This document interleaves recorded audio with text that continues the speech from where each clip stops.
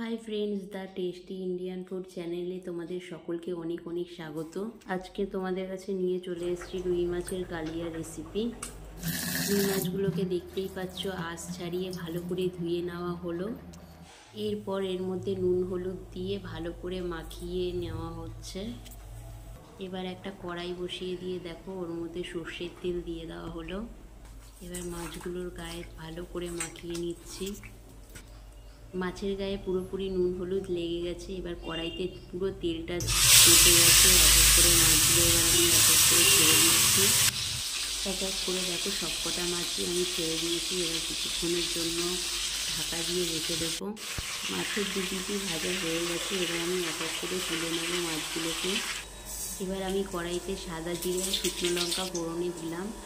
ভালো করে দেখো ভাজা ভাজা করে নিলাম। নিয়ে এর মধ্যে আলুগুলোকে এক এক করে ছেড়ে দিচ্ছি। আলুগুলো ভালো করে আমি ভেজে নিচ্ছি, দেখতেই পাচ্ছ। আলু ভাজা হয়ে গেছে। এর মধ্যে এবার দিয়ে দেবো আদা বাটা। দেখতেই পাচ্ছ ঝিরি ঝিরি করে আদা ভেজে নিয়েছি। এবার ভালো করে আদাটাকে একটুখানি নেড়ে চেড়ে নিয়ে এর মধ্যে নুন দিয়ে দিলাম। তারপরে এর মধ্যে দেখো জিরে গুঁড়ো দিলাম, একটু ধনে গুঁড়ো দিলাম। এবার হলুদ দিয়ে দিচ্ছি। কেটে রাখা দেখো টমেটো দিয়ে দিলাম, লঙ্কা দিয়ে দিচ্ছি। এবার গ্যাসের ফ্লেমটা লোতে করে হালকা হালকা করে কষিয়ে নেব।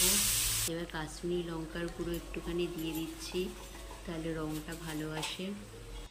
বেশ খানিকক্ষণ মশলাটা কষানোর পর জল দিয়ে দিলাম। আলুগুলো সিদ্ধ হয়েছে নাকি দেখে মাছগুলো এক এক করে ছেড়ে দিলাম। এবার একটুখানি ধনেপাতা কুচি দিয়ে দিলাম। ভিডিওটার সাথে থাকার জন্য অশেষ ধন্যবাদ সকলকে। রুই মাছের কালিয়া রেসিপিটা তোমাদের কীরকম লাগলো কমেন্ট সেকশনে জানাতে ভুলবে না। ভিডিওটা ভালো লাগলে লাইক, কমেন্ট, সাবস্ক্রাইব করে দিও।